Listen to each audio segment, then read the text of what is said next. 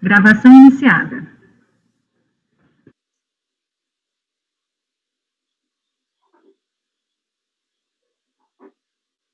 Senhores, vamos retomar aqui o trabalho da tarde desse dia 5 de outubro.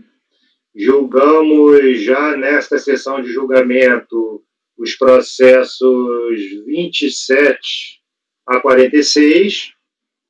E o próximo processo da pauta, processo 47 da Mesão Indústria e Comércio, que também é titular do processo 48. Ambos os processos, relatoria do conselheiro Douglas. Por favor, conselheiro Douglas, fique à vontade para a leitura do seu relatório e voto. Boa tarde. Vamos começar mais uma vez seguindo a ordem aí dos processos, então pelo 47.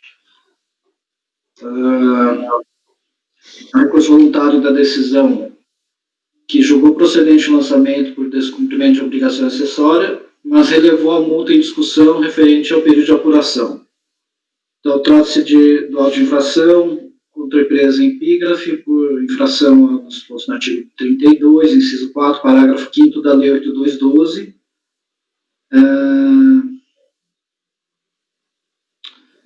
Na realidade, assim, eu vou explicar que eu acho que fica mais fácil. Ela, na fiscalização, ela foi fiscalizada porque tinham sido entregues GFIPs zeradas. Então, em 2004 ela entregou normal, em 2006 entregou zerada, e aí isso ensejou a lavratura do presente auto, tá?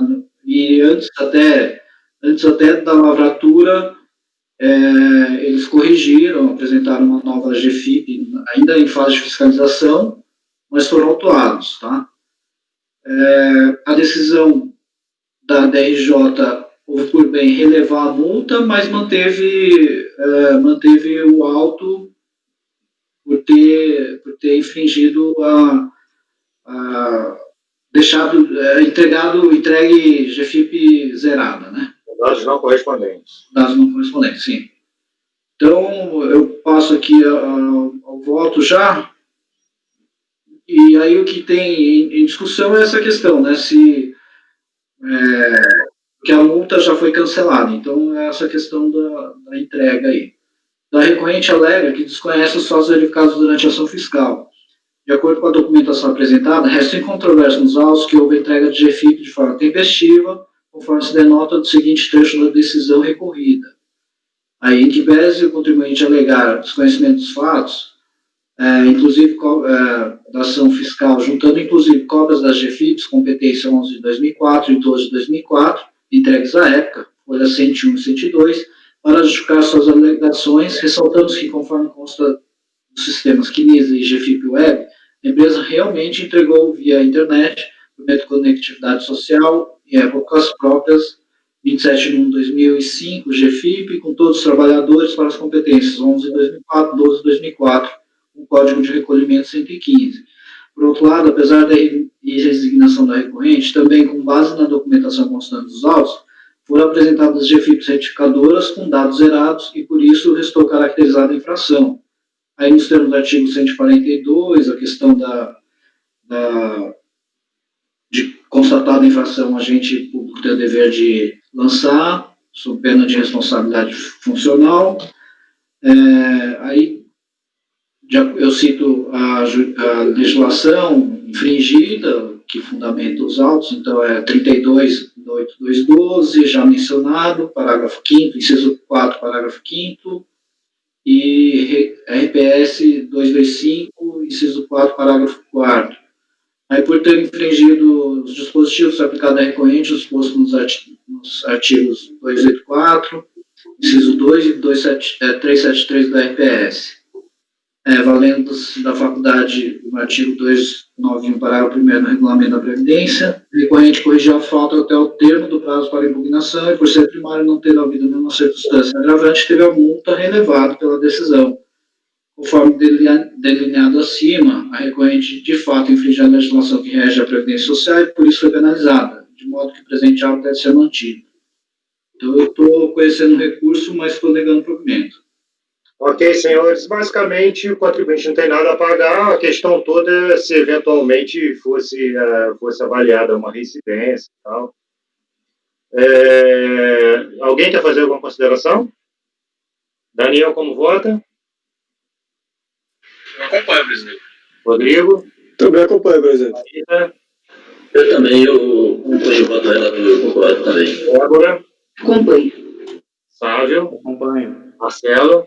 Acompanho. Eu também acompanho, então acordo os membros do colegiado por unanimidade de votos negar provimento do recurso voluntário. Esse foi o resultado do processo 47. Temos agora o processo 48 do mesmo contribuinte. Por favor, conselheiro. Esse caso aqui é um recurso voluntário da decisão que julgou procedente o lançamento por descumprimento também de obrigação acessória. E aí foi o seguinte, deixou de lançar mensalmente em títulos próprios de sua contabilidade os fatos geradores de todas as contribuições. Então, de acordo com o relatório, durante a análise da documentação apresentada durante a ação fiscal, constatou-se que a empresa lançou em uma única conta contábil, 13º salário, valores pagos em virtude de rescisões de contrato de trabalho, a título de 13º salário, proporcional e 13º indenizado. Então, ele, na conta lá, 13º, colocou tudo junto, e isso, de acordo com a fiscalização, dificulta a análise do que seria a base de cálculo ou não. Né? Então, e essa é a infração cometida. A decisão manteve o auto, e aí a recorrente alega em apertada síntese a regularidade da escrituração contábil da recorrente, possibilidade de alteração dessa escrituração contábil, o momento oportuno para correção do procedimento contábil e correção feita pelo contribuinte recorrente. E aí, com isso, pediria a relevação da multa. Então, vamos lá. Inicialmente, a recorrente alega que sua escrituração estaria regular e que, por tal razão, o presente auto deveria ser cancelado. Ocorre que a metodologia adotada pela recorrente dificulta a verificação de valores que integram ou não a base de cálculo. Para ficar mais clara a situação, transcrevo o texto da decisão recorrida que tratou pontualmente. Conforme consta no relatório da infração, ao examinar a contabilidade da empresa, a fiscalização verificou que na competência 9 de 2008, como informou equivocadamente, que a empresa lançou em uma única conta contábil, 13º salário, livro diário número 32, valores pagos em virtude de rescisões de contrato de trabalho, a título do 13º proporcional e 13º indenizado. Portanto, existem nesta conta contábil lançamentos que integram a base de cálculo do salário de contribuição, 13º proporcional e valores indenizatórios de 13º que não integram aquela base de cálculo. Se isso não prejudicasse a análise, a recorrente não teria feito a seguinte afirmação em seu recurso voluntário. Apesar de não concordar com a exigência contida no parágrafo 1º do artigo 291, viu a recorrente na correção um melhor caminho para evitar custos desnecessários e um grande litígio, que era administrativo, que era judicial, e o fez no tempo oportuno, ou seja, nos assentamentos e registros contábeis do ano de 2008. O erro foi em 2004, ela corrigiu em 2008. Ano este em que foi cientificado e multado, e aí ela fez essa alteração sugerida pelo fiscal, né, a separação. Aí eu continuo. Caso a recorrente estivesse convicta de que sua contabilidade estava correta, não teria feito a adequação mencionada acima, ainda que mencione que não concorde. Então aí eu cito 142 CTN, a legislação infringida, e aí eu concluo que não seria o caso de relevação, porque ela corrigiu a partir da lavratura e não lá atrás, a partir de 2008, e além disso não tem comprovação de que foi feito, e aí eu estou negando provimento também.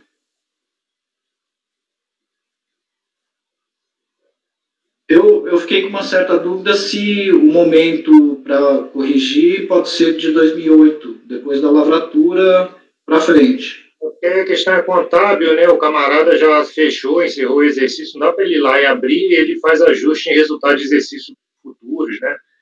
A questão toda é assim, o camarada lançou na conta 13º salário os valores relativos a 13º salário proporcional e 13º salário indenizado de rescisão. Sei lá, eu acho... a alegação é de que esses valores incidem contribuição previdenciária, mas e aí? Sobre o salário normal não incidiria? Sobre o 13º salário normal não incidiria? Né? Qual foi a diferença prática disso, né? Assim, eu vejo com alguma reserva essa questão de lançar em títulos próprios. O que é lançar em títulos próprios? Eu acertar todos os lançamentos que eu faço de forma... todo lançamento contábil? Ou seja, eu não posso errar um lançamento contábil? Ou eu não posso ter um plano de contas que avalie diferente um determinado grupo de contas? Nem plano de contas eles são uniformes, né? Diga, Daniel. Assim, o que era muito comum de se ver nesse tipo de autuação é ele não segregar o que é fato gerador de contribuição previdenciária ou não, entendeu? Ele colocar, por exemplo, tudo junto. Aí era muito comum de se ver. Tipo, ele colocar uma verba que é indenizatória, né? Com uma verba que tem a incidência da contribuição. Porque aí acontece que, naturalmente, por exemplo, é muito, muito comum esses autos, porque como o contribuinte diz que a verba, para não pagar o tributo, né, o contribuinte diz que caracteriza a verba como indenizatória, a fiscalização vai lá e diz que não, isso aqui é base de cálculo do salário de contribuição, então, é base de cálculo do tributo. Então, você teria que ter colocado numa conta diferente, não nessa, entendeu? Aí uma conta que tem a natureza salarial. Aí faz sentido, pelo menos eu estou considerando, por exemplo, às vezes uma coisa como uma despesa qualquer, como na verdade era uma coisa relacionada a salário. A minha dúvida é, qual a diferença de lançar na conta de 13º salário ou na conta de 13º salário pago na rescisão ou indenizado? Se todos eles incidiriam em tese aí a contribuição previdenciária. Esse foi o meu questionamento, né? O indenizado... O indenizado também? Então, Agora, né? Mas, enfim, por conta dessas decisões todas que ocorreram posteriormente, né? Dessas discussões todas que vieram ocorrer posteriormente. Isso aqui é um lançamento anterior, é lá de 2004. E o camarada está lançando, ele está lançando indenizado na conta onde que o próprio fiscal está dizendo que deveria incidir contribuição previdenciária. Ele fala assim, valores pagos em virtude de rescisão de contrato de trabalho a título de 13º proporcional e salário indenizado, e 13º salário indenizado. Portanto, existem nesta conta contábil lançamentos que integram a base de cálculo do salário de contribuição do 13º. 13º proporcional e valores indenizatórios de 13º que não integram aquela base de cálculo. Então, é isso que ele fala, né? Naquela época já. Eu achei que o contribuinte aqui se está colocando lá e ele já está pagando mais. Mas, enfim, não lançou em títulos próprios. Eu entendi agora. Senhores, como vota aí o conselheiro Daniel? Eu acompanho. Nesse caso, como o próprio contribuinte ele dividiu, né? Para dizer que o indenizatório não ia incidir, então eu acho que sim, acho que eu manteria também a multa. Eu acompanho o relator, presidente. Ok. Larita? Eu também acompanho o relator. Débora? Acompanho. Flávio? Acompanho. Marcelo?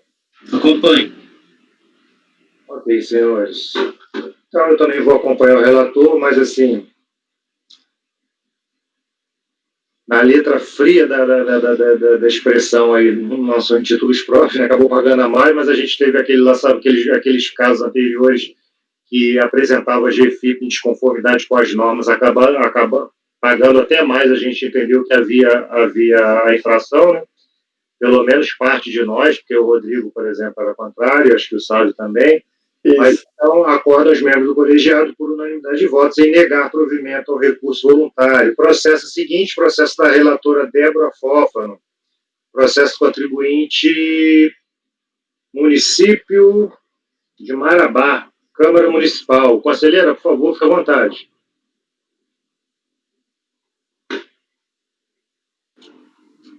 Este recurso é intempestivo. Posso ir direto para o voto? Por favor.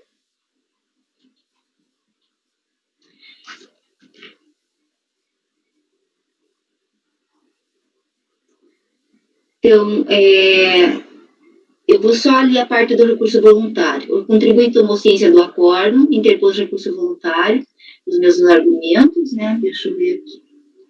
Examinando os pressupostos,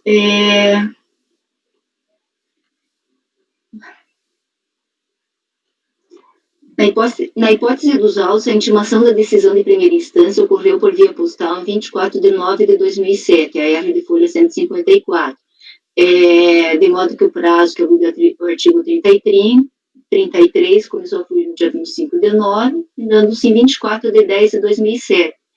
Todavia, considerando que o presente recurso voluntário apenas veio a ser protocolado em 17 de 4 de 2008, de se concluir pela sua intempestividade.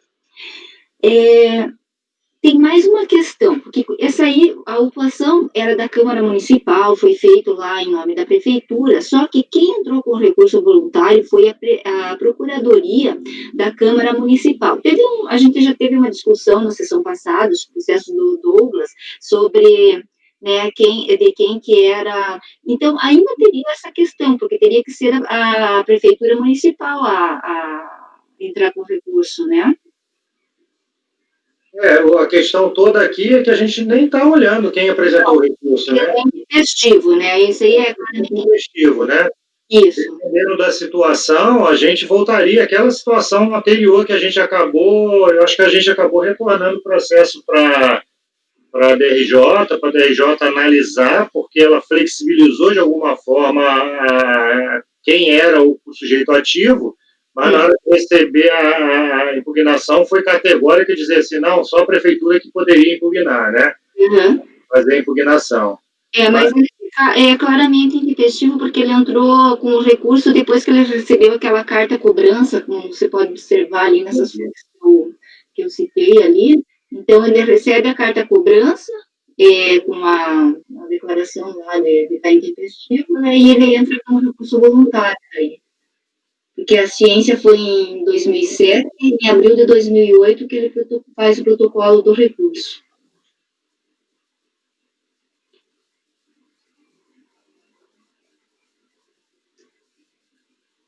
Senhores, considerações? Não está pouco tempestivo, não. Está muito tempestivo. Está muito. Só tem um pequeno equívoco aqui no carimbo, né? Mas acho que dá para passar por cima disso. O carimbo de folha 154 usaram o do ano 2006 aqui. Está claramente equivocado, né? Porque era 2007, de acordo com o registro. Mas acho que isso não interfere não, porque pelo conjunto, até se contar 15 dias depois da data de postagem, né? Que é 21 de setembro, está intempestivo aqui de todo jeito.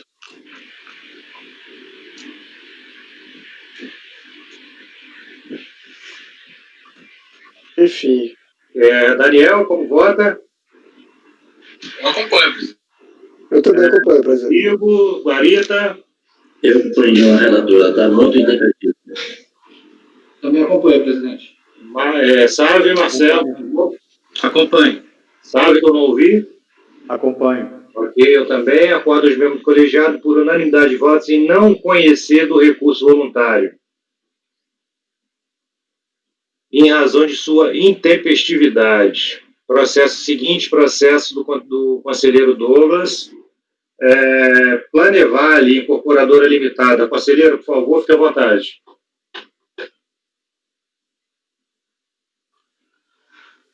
Tá. É um recurso voluntário da decisão da DRJ, que julgou procedente em parte o lançamento por falta de pagamento de contribuições previdenciárias referentes ao período de apuração de indicado.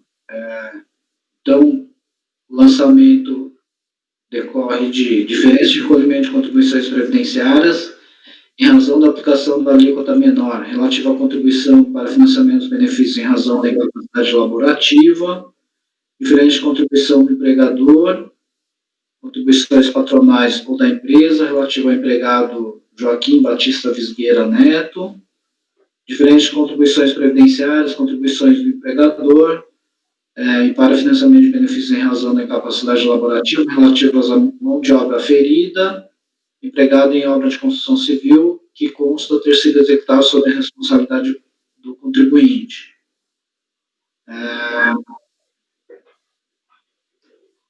Então, foi aferida a mão de obra do contribuinte.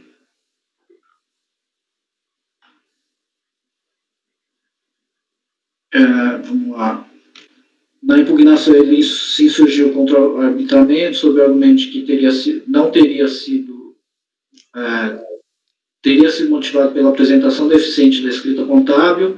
Essa deficiência seria principalmente a relativa à inconsistência quanto à falta de apresentação de faturas contabilizadas.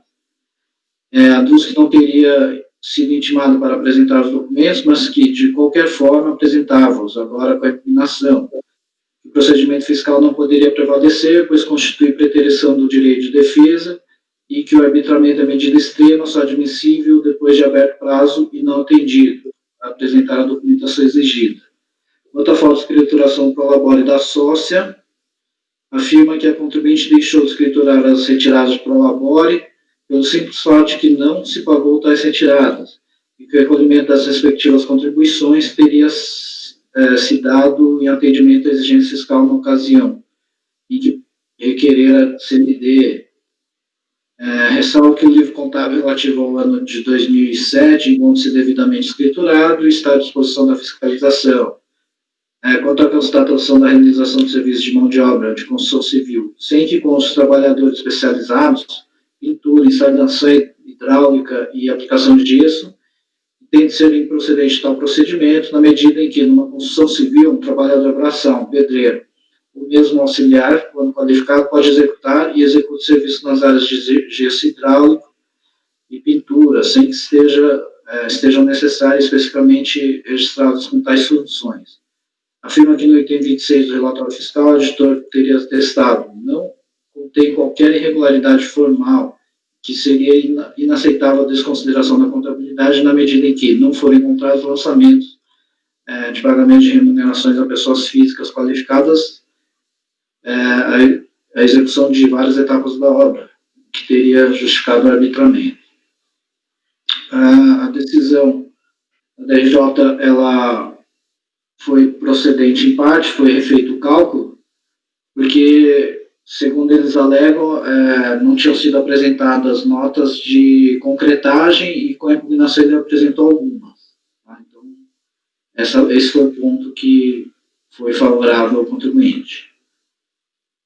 Aí ele apresentou recursos voluntários de vários processos. Na verdade, esse processo julgou outros processos conjuntamente, então, e aí ele apresentou recurso voluntário para cada um dos processos, mas que alegam a mesma coisa. Então, alegam em apertada síntese que não se considerou alguns documentos apresentados com a impugnação e se insurge quanto ao arbitramento. Aí eu passo para o voto. Na realidade, os questionamentos presentes em recursos voluntários acabam, de alguma forma, se entrelaçando, de modo que serão analisados de forma conjunta. Incluímos dos recursos seguintes trechos. Pois bem, o arbitramento teria sido motivado pela apresentação deficiente da escrita contábil, e essa deficiência seria principalmente a relativa à inconsistência quanto à falta de apresentação de faturas contabilizadas emitidas pela empresa Top Mix, Engenharia Técnica em Concreto Limitada e Rolsim Brasil S.A. Vamos ressaltar desde logo que a hora recorrente não foi intimada a apresentar tais faturas, a contabilização dessas faturas foram regularmente com base nelas próprias, cujas cópias seguiram anexas à impugnação. Seguem agora algumas notas. Aí eu falo que, apesar da resignação da recorrente, para este ponto, As mencionadas faturas juntadas com os recursos voluntários não são objeto de litígio, tendo em vista que, apesar de não constar expressamente na decisão recorrida e, de fato, não precisavam constar, pois foram considerados pela fiscalização quando da confecção do auto de infração. Tal fato é facilmente comprovado pela leitura constante das folhas 113 e 115. Aí, folha 113, o aproveitamento da remuneração contida em notas fiscais de concreto usinado para fins de redução da RMT está previsto no artigo 448. Aí ele faz aqui uma tabela, as folhas 115, considerando, faz o cálculo para abater. Logo, parte da resignação da recorrente não deve ser sequer conhecida. Por outro lado, questiona a aplicação da aferição indireta e o arbitramento da mão de obra, diante da constatação de que não merecia fé a contabilidade da empresa, a base de cálculo previdenciário foi arbitrada, as diferenças de contribuições foram obtidas por aferição indireta, conforme previsto na legislação de regência, conforme constou do relatório ao auto de infração. Logo, caberia a recorrente fazer prova em contrário, conforme consta do artigo 33, parágrafos 4 e 6 da Lei 8.212, que não foi feito.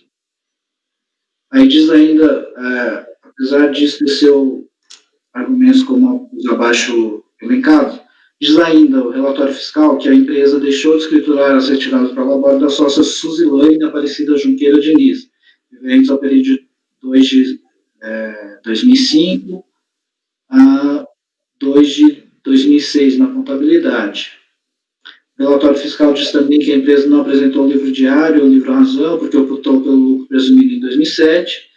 A recorrente reitera o esclarecimento feito na impugnação de que possui os livros diário e razão devidamente escriturados e que os mesmos sempre ali estiveram à disposição do fisco. O argumento sem prova para a medida fiscal de arbitramento adotada pelo simples fato de que teria apurado que a mão de obra contabilizada representava apenas 38,23% do CUB, invertendo e atribuindo à empresa o ônus da prova, de que não foi mais do que isso. Assim, fez a fiscalização com base no iuris vel e iuris tanto, ou seja, presunção simples, e não se sustenta diante da verdade, e no item 25 do relatório diz que a análise documental da documentação apresentada pela empresa, com folhas de pagamento e documentos contábeis, demonstrou a falta de registro de pagamento a profissionais qualificados, cuja mão de obra especializada é imprescindível à execução de várias etapas da obra, tais como serviço de pintura, instalação hidráulica e aplicação de gesso. Por outro lado, a decisão recorrida está em conformidade com os elementos de prova juntados aos autos. Então, menciono aqui com relação à apresentação das notas fiscais. O contribuinte alega que apresentou todos os documentos que foram requisitados, se não poderia estar caracterizada a apresentação deficiente da escrita contábil. Supostamente teria sido a causa ensejadora da medida. Para comprovar suas alegações, declara que, com sua impugnação, apresenta os documentos apontados no relatório fiscal. Cabe inicialmente ressaltar que a falta da consistência da contabilidade não se deu apenas pela apresentação parcial dos documentos requisitados na ação fiscal. Aliás, a falta da apresentação dos documentos, notas fiscais de fornecimento de concretos e nada, teve, na realidade, reflexos negativos para o contribuinte, na medida em que, não tendo sido apresentados os respectivos documentos, o lançamento fiscal deixou de conceder os créditos correspondentes, 5% do valor, quando a determinação da mão de obra arbitrada. Registra, entretanto, que, não obstante a peremptória assertiva de que não teria sido intimado a apresentar os pedidos documentos, tal requisição consta expressamente no termo de início de ação fiscal, recebido pessoalmente pela sócia gerente Suzilane, no qual consta ipsilis, na regulação dos documentos e elementos a serem apresentados, nossos fiscais de inventares de todos os materiais utilizados na obra. Além do mais, ao contrário do que afirma a impugnação, nem mesmo com esta são apresentados todos os documentos constantes do item 29 do relatório fiscal.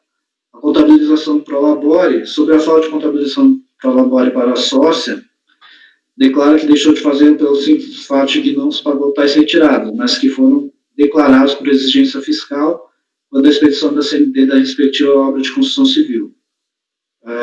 Tais pagamentos vêm corroborados por documentos produzidos pelo contribuinte e cujas cópias se encontram nos autos, folha 70 a 104, e consta, inclusive, que parte deles foi publicada pela própria beneficiária, a sócia-gerente Suzilane.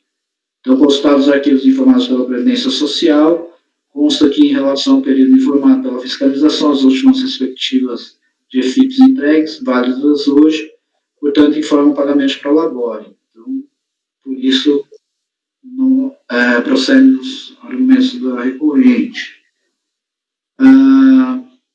Aí consta que se trata de uma construção de edifício com área de 4.176,98 metros quadrados, com 2 subsolos, andar térreo e mais 10 pavimentos, ora a execução de obras de construção civil de tamanho e porte demanda mão de obra especializada, não sendo razoável admitir que o pedreiro execute serviços de hidráulico e eletricidade, visto que é admissível que tais serviços possam ser realizados no caso de obras simples. Isso absolutamente não se aplica às grandes construções que demandam especialização. Acrescente que, segundo apurou no relatório, a remuneração apurada com base nas informações prestadas pelo contribuinte representa apenas 38,24% da mão de obra apurada com base no CUB. Ora, tal disparidade, aliada às demais circunstâncias apuradas, já mencionadas e novamente destacadas adiante, impõe a conclusão de que realmente não é possível admitir que a contabilidade apresente consistência capaz de afastar todas as dúvidas suscitadas. A falta de consistência da contabilidade é arbitramento, as eficiências de divergência com traços dos livros contábeis e demais práticas regulares constatadas autorizam, na verdade, que sejam postas em dúvida a consistência da exatidão dos lançamentos feitos. Aliada a considerável disparidade dos valores entre a mão de obra apurada, com base no CUB, aquela representando apenas 38,23 desta, o que suscita dúvida acerca da efetiva contabilização de todos os pagamentos relativos às despesas com mão de obra, especialmente aquela naturalmente empregada em obras dessa natureza. Aliás, consultados os arquivos informatizados da Previdência Social e analisados nas respectivas GFIP, constate-se que o senhor Joaquim, o mencionado, ainda não havia sido inserido na GFIP, somente em 15 de 7 de 2008. Portanto, após a conclusão da auditoria fiscal, o contribuinte finalmente corrigiu a omissão. E aí, eu caminho para conhecer em parte do recurso e, na parte conhecida, negar provimento. O contribuinte não trouxe nenhum novo argumento ou novo documento que ensejasse uma nova análise. Senhores, considerações? Um momentinho só, presidente. Só estou dando uma lida aqui no relatório.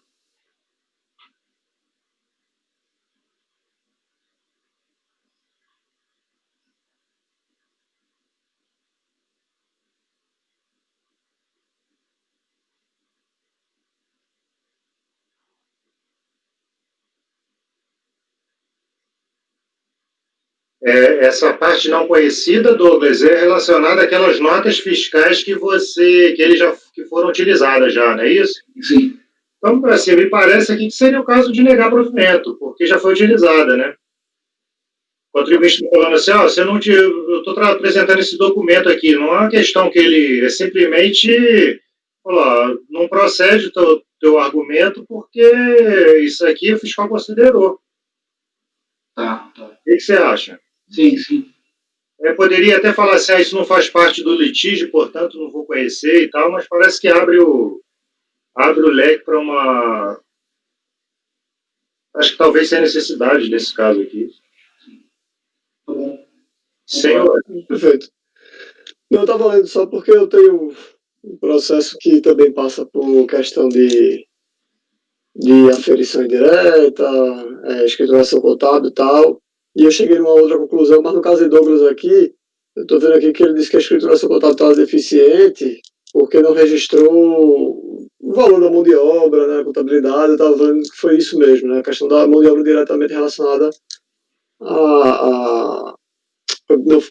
não foi registrada na contabilidade. A falha foi essa, foi diretamente relacionada ao custo de mão de obra.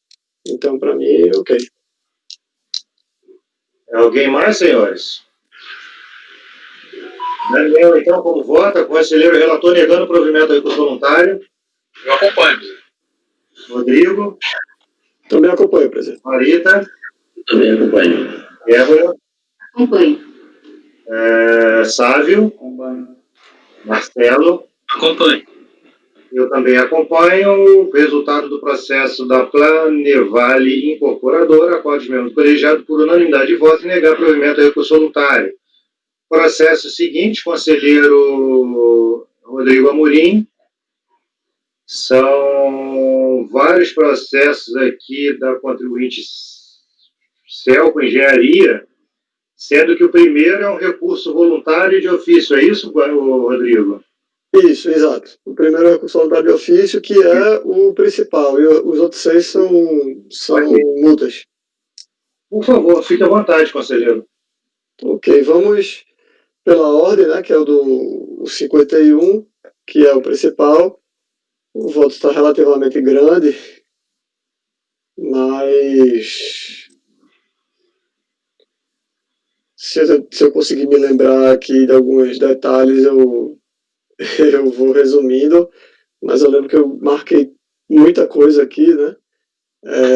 Porque esse voto aí já é daqueles que ficou parado aguardando por causa do valor a presencial, mas aí, em decorrência da portaria que aumentou o valor o limite, né, no caso para 8 milhões, então, para ser julgado a sessão virtual, então esse processo veio para cá agora, né, mas já estava pronto há um tempinho, esse voto. Então, vamos ver aqui.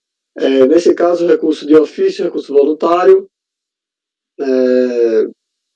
tá um pouco confuso, como vocês podem ver, né? É aquele caso que tem as folhas, não está batendo com o número do PDF, mas eu faço a citação dos dois aqui para a gente não se perder. Enfim, então esse recurso interposto de decisão da RJ de Campo Grande, foi alertar, julgou parcialmente procedente, contribuições sociais correspondentes à cota patronal, a terceiros, Gilrat, parte dos segurados, contribuintes individuais, enfim, foi bem completo aqui, né? Um debicário aqui bem completo, período de 2001 a dezembro de 2006, ciência foi em março de 2008, valor aqui com apurado 13 milhões, já incluso multa e juros. Dispõe o relatório fiscal que o crédito previdenciário em questão é formado por 42 levantamentos relacionados aos estabelecimentos da recorrente ou às obras de construção civil de sua responsabilidade, identificadas por meio de matrícula 100, conforme relação da tabela de levantamentos, que está a folha 1210. Segundo a fiscalização, durante a ação fiscal, constatou-se que a escrituração contábil da recorrente não era confiável, em razão das seguintes circunstâncias. E aí disse que era a ausência de inclusão de movimentação financeira, no valor de tantos milhões, 143 milhões, pagamentos de remuneração efetuados a segurados, empregados e contribuintes individuais sem inclusão em GFIP, em folha e sem contabilização, aí documentos anexos, a ausência de contabilização de 48,2% das notas fiscais emitidas, conforme anexo 2 e 3.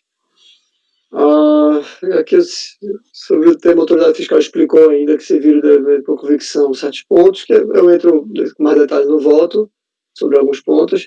Entendeu a autoridade fiscal que não restou alternativa senão aferir as obras de construção realizadas pela recorrente através do método CUB e aferir os serviços de construção civil com base nas notas fiscais, contratos e prestações de serviço, anotações de responsabilidade técnica e nos percentuais previstos no artigo 596 e seguintes da IN 03/2005.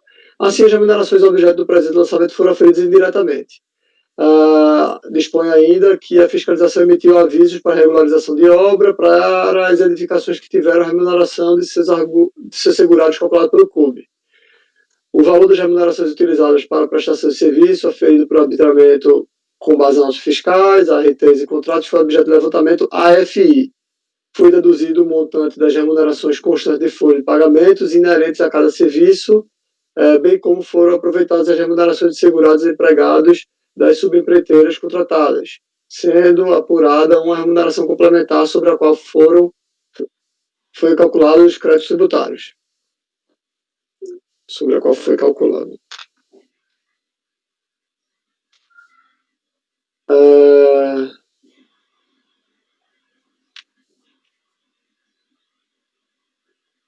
O valor da mão de obra dos segurados empregados da matriz da recorrente utilizada na atividade fim foram segregados e deduzidos das aferições mensais realizadas, conforme anexo 5. Esclareceu que as aferições foram lançadas no levantamento AFI e as remunerações da atividade fim foram lançadas no levantamento AI. Isso aí tudinho são trechos do TVF, né? Por fim, de acordo com o item 8 do TVF, os valores anteriormente recolhidos pela recorrente através de GPS foram devidamente aproveitados. Além do presente débito, a fiscalização deu origem aos seguintes lançamentos, todos que são os processos seguintes, né? São de auto-infração de obrigação acessória. Na impugnação, destaquei alguns pontos aqui, que o contribuinte afirmou encontrar dificuldades em identificar motivos que levaram os auditores a construir o débito de tão elevado valor e que as exigências são absolutamente incompreensíveis e infundadas. Não deixou de cumprir com nenhuma das exigências das autoridades fiscais e todos os trabalhos da fiscalização foram executados em suas dependências. Insurge-se contra os motivos que levaram a auditoria fiscal a desconsiderar sua contabilidade e apresenta demonstrativos referentes ao registro de movimentação financeira e contabilização das notas fiscais no livro razão. Afirma que as demais irregularidades apontadas pela autoridade fiscal também não procedem, visto que todas as contabilizações foram procedidas corretamente conforme indicações que faz e cópia do livro razão apresenta. Infirma contra a diferença SAT-RAT, indigna-se em razão da suposta confusão e falta de clareza dos relatórios fiscais, o que caracterizaria essencialmente o seu direito de defesa. Estão sendo cobradas as contribuições já recolhidas via GPS, em conformidade com relação à utilização do método de levantamento por aferição indireta, já que sua contabilidade não deveria ter sido desconsiderada. Diz que afirma que o método CUB não considerou o índice correto de execução de obras, falta de clareza dos quesitos de descrição de fatos e dispositivo legal infringido e pela falta de clareza e precisão em diversos pontos identificados. Sobre a desconsideração da contabilidade pela auditoria fiscal para enfatizar que os motivos legais que justificassem tal procedimento não estavam presentes, tratando-se, pois, de procedimento arbitrário.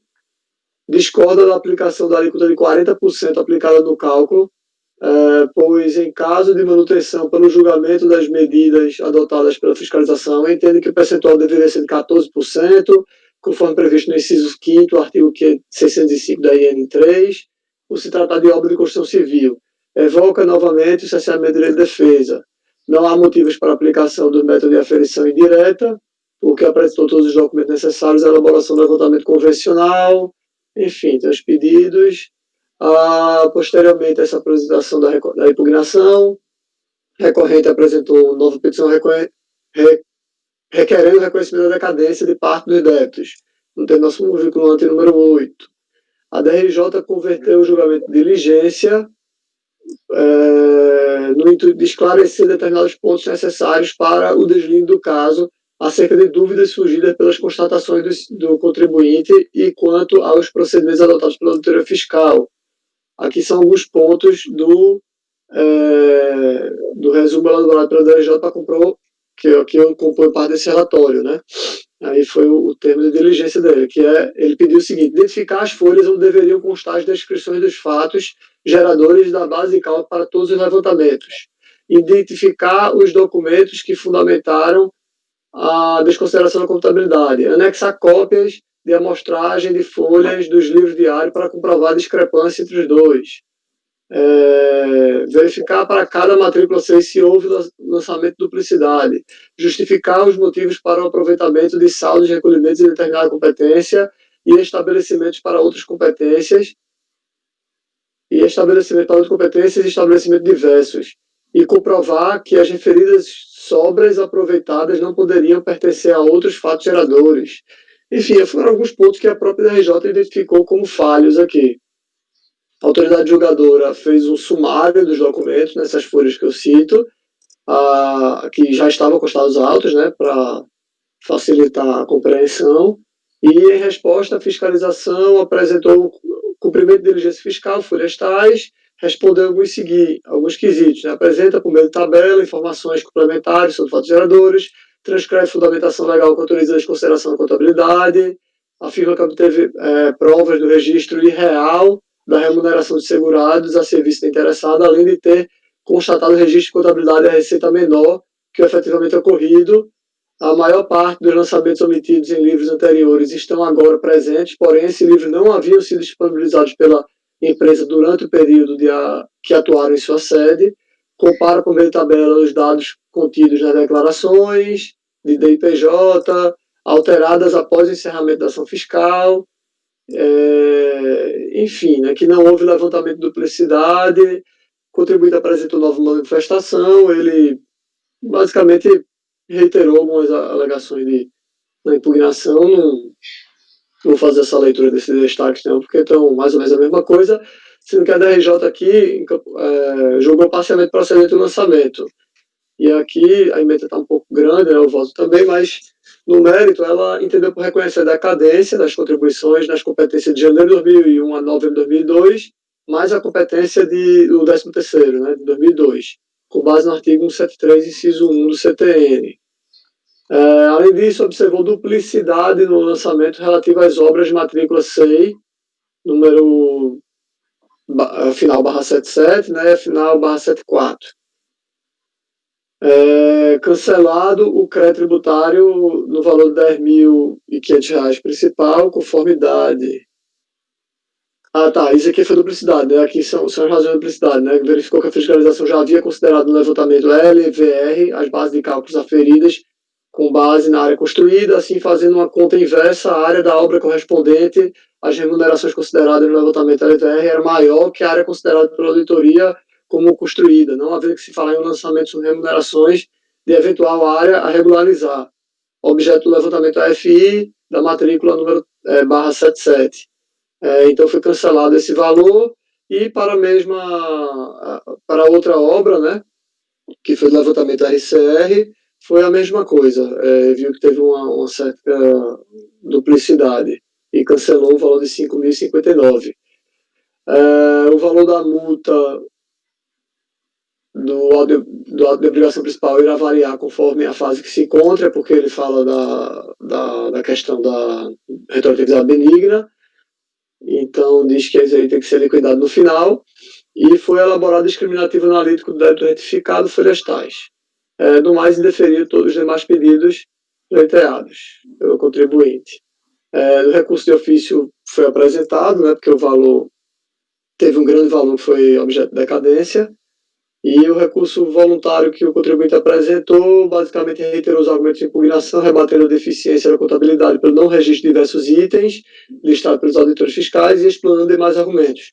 No mais, contesta a contagem do prazo decadencial com base no 73, pleiteou que fosse 150, parágrafo 4º, porque existiria recolhimentos antecipados. Entrando aqui no voto, eu afirmo analisar o recurso de ofício, porque o valor exonerado foi de 2.665.000, então superou o limite de alçada, que é 2.500.000. Questão da decadência, eu entendo correto o procedimento, porque ele simplesmente aplicou a súmula 8 e aplicou o artigo 173. Aí eu faço dizendo, no entanto, a autoridade julgadora em primeira instância aplicou esse artigo, né, que é menos vantajoso para o contribuinte, e conforme será apontado nos tópicos a seguir, entendo que o caso demandaria a aplicação de 150, mas aí é uma questão, como aqui é recurso de ofício, eu entendo que né, estaria correto, o que eu vou dar mais vai ser no recurso voluntário, não aqui no recurso de ofício. Duplicidade do lançamento. Já nesse ponto de duplicidade, eu entendo que ela errou, né, e aqui é onde se tem um desvio aqui enorme que vai culminar no cancelamento, assim, na minha opinião, da nulidade do auto, porque por cerceamento de direito de defesa, sabe? O contribuinte veio batendo fortemente na questão de que não sabia o que tinha acontecido, simplesmente, realmente é um lançamento muito, mas muito complicado de se entender. Você vê o relatório fiscal ali, são, sei lá, 3 folhas de conteúdo, 2 folhas de conteúdo, coisa muito pequena mesmo, e levou até a própria DRJ a esse erro aqui de achar que tinha lançamento de duplicidade, enquanto não tinha nem crédito tributário em decorrência desse levantamento LRV e RCR. Está confuso, o negócio está confuso mesmo aqui. Eu aqui entrei, seguindo aqui a ordem, né? Eu vou ler esses pontos que estão em amarelo, mas está tendo aqui duplicidade do lançamento, né? Quanto aos cancelamentos em duplicidade, apesar de impecáveis as cotações da DRJ, entendo que tal posicionamento não merece desistir. Haja vista que ainda existiu qualquer crédito tributário apurado como decorrência dos levantamentos LRV e RCR. E aqui eu vou mostrar isso, né? Observou a duplicidade desse lançamento relativo às obras de matrícula C número tal e tal.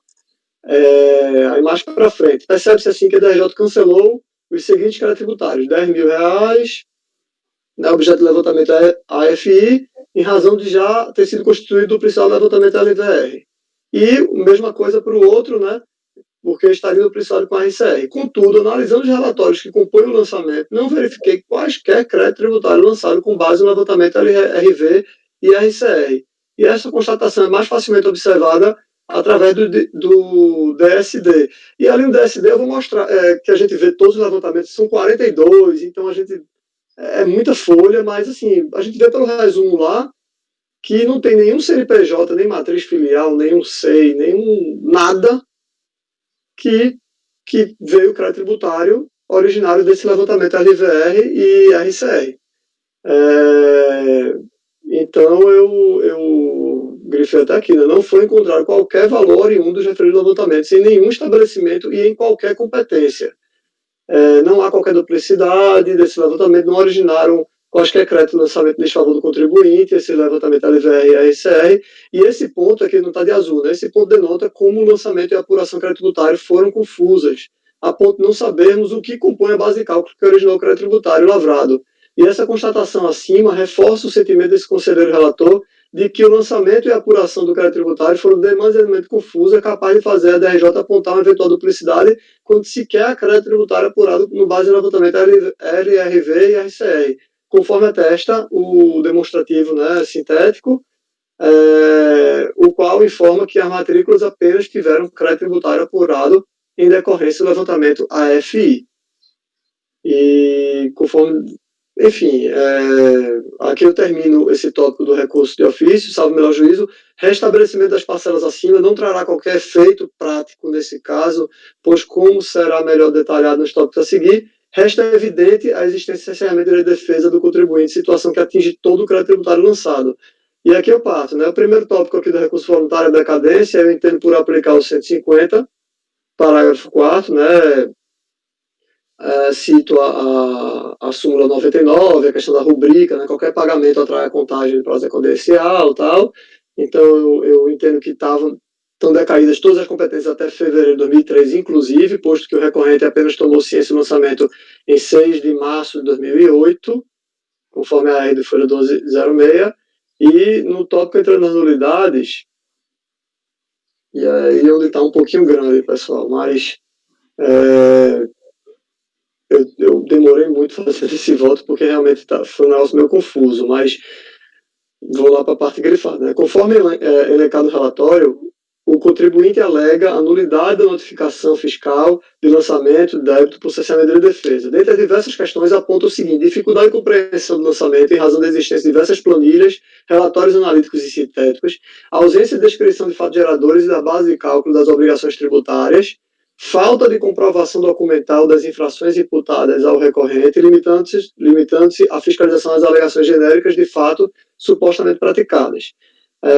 Aqui eu faço um apanhado sobre o que pode levar à nulidade, né, se essa é a medida de defesa, enfim, né. No presente caso, observa-se que o relatório fiscal de folha 1208, 1218 é bastante sucinto quanto à exposição dos fatos geradores da obrigação tributária e da apuração do crédito tributário lançado. Em apenas 2 folhas de conteúdo efetivo, a autoridade lançadora pretendeu expor, fundamentar e demonstrar como ocorreu a apuração do crédito tributário ao objeto desse caso, com o relevante detalhe de que o mesmo foi oriundo de 42 levantamentos distintos. E aqui eu trago aqui, parágrafo por parágrafo do relatório fiscal, o que é que ele diz, né? E eu destaco em amarelo só o que é de conteúdo efetivo, porque o resto é tipo, o empregada faz isso, tal coisa está lá no DAD, enfim, mas o conteúdo efetivo, parágrafo 3, né, trata os motivos que ensejaram a desconsideração da contabilidade, no parágrafo 4 expõe como consequência as obras de construção civil, edificações prediais realizadas pela recorrente foram aferidas pelo CUB, ao passo que os serviços de construção foram aferidos com base em notas fiscais, com base no percentuais previsto no artigo 596 e seguintes. Dessa forma, foram aferidas indiretamente remunerações. Ainda no parágrafo 4º, a autoridade fiscal aponta quais seriam as edificações prediais calculadas pelo CUB, que são aquelas duas, né, que eu já comentei, aqueles 2.6. O parágrafo 5º trata do arbitramento da remuneração para a prestação de serviços que teriam sido objeto de levantamento da FI. Enfim, o parágrafo 6º afirma que, além do aproveitamento citado no parágrafo anterior, promoveu o desdobramento da folha de pagamento do estabelecimento matriz, aquela questão da atividade fim e tal. Enfim, o resto não tem conteúdo afetivo nenhum. Os tópicos acima demonstram todo o conteúdo tratado no relatório fiscal que originou o presente lançamento. Assim, é possível constatar que a motivação do lançamento e as informações sobre a apuração tributária estão descritas no parágrafo 3, 4, 5 e 6. Ou seja, em apenas 4 parágrafos, enquanto motivado o lançamento que, conforme apontado pela própria autoridade fiscal, foram de 42 levantamentos. Essa economia, né, economicidade, né, para mim, prejudicou a defesa do contribuinte, né? Cita-se como exemplo o fato desse conselheiro ter entendido da leitura do relatório fiscal que todo o crédito tributário foi apurado por aferição indireta, exceto as remunerações dos segurados e empregados presentes na folha da matriz da recorrente, cuja mão de obra ou força de trabalho foi utilizada na atividade fim, destacadas no anexo 5, as quais foram objeto do levantamento AI, ou é A1, não sei. Aí é o que ele faz justamente no parágrafo 6. Ele explica isso, né? Como eu citei aí de novo, o parágrafo 6 na sua integralidade está aí. O anexo 5 aponta o total dessas remunerações por competência. No entanto, ao analisar o DAD relativo ao referido levantamento A1, verifica-se que as bases de cálculo utilizadas para a apuração do crédito tributário não refletem os valores das remunerações constantes no anexo 5. Ao verificar o relatório de lançamentos, RL, é possível compreender que a base de cálculo utilizada no DAD é composta da remuneração indicada no anexo 5, acrescida de outros valores. Como exemplo, cito a competência de janeiro de 2001. No anexo 5 indica que as remunerações com o pessoal da atividade fim foi de R$ 1.170. Folhetagem. Por sua vez, o DAD aponta para referir a competência na matriz do levantamento A1, considerou uma base de cálculo de 12.987. Ao analisar o RL, compreende-se que dito valor de 12.987 corresponde à soma de 1.170, indicado no anexo 5, com 11.817, que sabe-se lá de onde vem. Há, nessa mesma página, a seguinte observação. 23 trabalhadores, serviço deve ser administrativo, né? O que pode representar que esse último valor corresponde à remuneração de 23 trabalhadores de serviços administrativos.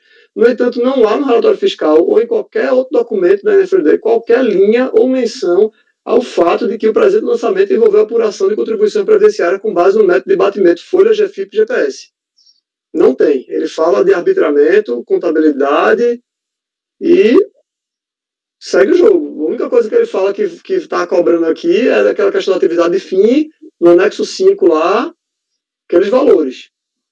Então, cito até outro exemplo da obscuridade, o DAD não espelhar o apurado no RL em algumas competências. Como exemplo, cito a competência da exemplo 2006, para o qual o anexo 5 indicou a remuneração da ordem de R$ 10.775, tal valor foi somado ao montante de 16.502, para indicar uma suposta remuneração de 27 mil e tanto, no período, conforme indica o relatório de lançamentos. Contudo, o DAD não aponta qualquer lançamento relativo à competência de 12 de 2006, no levantamento A1 da matriz da recorrente. Isso tudo reforça a inconsistência do lançamento. Repita-se, da leitura do relatório fiscal, entende-se que todo o crédito tributário foi apurado por aferição indireta, exceto as remunerações de segurados e empregados presentes na folha da matriz da recorrente e destacada no anexo 5. Apenas quando o cumprimento da diligência solicitada pela autoridade julgadora da primeira instância foi que a autoridade lançadora informou que os fatos geradores do levantamento A1 foram, abre aspas, os lançamentos das folhas de pagamento informadas em GFIP, atividade meio e fim. Então, além de não haver qualquer informação, a documentação apontada pela autoridade lançadora nada mais é do que o relatório de lançamento. A documentação que ela aponta como fundamento diz que está tudo lá, é tudo relatório de lançamento, o RL, né? Salvo o melhor juízo, a autoridade fiscal não agiu com clareza necessária, com a clareza necessária para demonstrar a origem do crédito tributário sob cobrança. Ainda sobre o tema, chamou bastante a atenção desse relator o fato de a ilustre autoridade julgadora de primeira instância ter declarado como matéria não contestada o levantamento efetuado com base na folha de pagamentos. Ora, como poderia haver uma contestação de algo que sequer ficou expresso no lançamento? Nota-se que a atitude do contribuinte foi coerente com suas alegações de nulidade e ante a mencionada ausência de descrição dos fatos geradores e da base de cálculo das obrigações tributárias. Essa ausência de clareza repetiu ao longo de diversos levantamentos, tudo fruto de um relatório fiscal muito econômico e incapaz de apresentar de forma clara e precisa os fatos que deram origem ao lançamento, enfim, né? É uma apuração complexa, tá? Estamos diante de uma apuração complexa, envolvendo várias obras e serviços de diversas competências. Seguindo adiante, na análise do lançamento, verifica-se que após o relatório fiscal e seus anexos, foram anexadas aos autos cópias dos contratos sociais e, após isso, a autoridade fiscal anexou os documentos que embasariam cada levantamento por ela realizado, identificando a série de documentos através de uma folha de rosto, a folha 1485 e seguinte. Em princípio, tem-se o levantamento A99, descrito no relatório fiscal como Petróleo Brasileiro 06 de 2004. O relatório fiscal nada expõe sobre tal levantamento. A série de documentos acostados pela autoridade fiscal sobre o referido levantamento contém apenas 2 notas fiscais.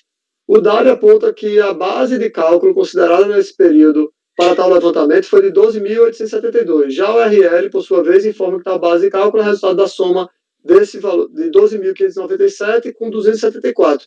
Contudo, não há nenhuma explicação de como esses outros valores foram apurados, já que claramente não foram extraídas as 2 notas fiscais relacionadas nessa folha de rosto A99, que são notas fiscais de folhas 1487 e 1489. Então, isso observa o mesmo por demais levantamentos. Uma série de notas fiscais que a pessoa não sabe de onde é que vem aqueles valores que estão lá em idade, no RL, porque não bate com as notas fiscais. Cito aqui outro levantamento, AD1, aí o contrato firmado com a Petrobras e diversas notas fiscais. Está tudo acostado lá. O RL faz uma apuração da base de cálculo envolvendo o levantamento AD1 nas competências de janeiro de 2001 a junho de 2001. Mais uma vez, ainda existe uma correlação entre os documentos acostados e os valores apurados como base de cálculo. Enfim, aqui eu sigo apontando uma série de falhas que eu encontrei